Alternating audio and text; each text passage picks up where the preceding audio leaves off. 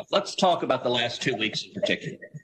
As you know, I have long been concerned about Twitter's pattern of censoring and silencing individual Americans with whom Twitter disagrees. But 2 weeks ago, Twitter, and to a lesser extent Facebook, crossed a threshold that is fundamental in our country. 2 weeks ago, Twitter made the unilateral decision to censor the New York Post in a series of 2 blockbuster articles, both alleging evidence of corruption against Joe Biden, the first concerning Ukraine, the second concerning communist China. And Twitter made the decision, number one, to prevent users, any user, from sharing those stories. And number two, you went even further and blocked the New York Post from sharing on Twitter its own reporting. Why did Twitter make the decision to censor the New York Post? We had a hack materials policy that we... When was that policy adopted?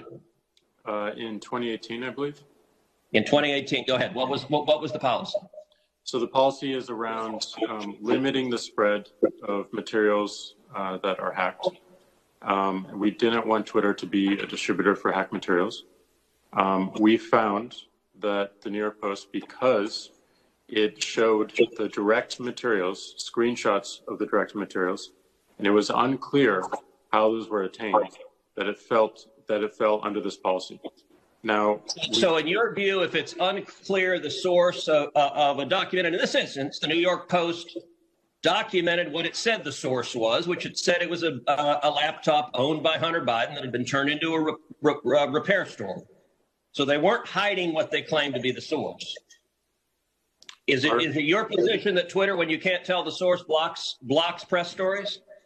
No, not at all. Our team made a fast decision. The enforcement action, however, of blocking URLs, both in tweets and in DM, in direct messages,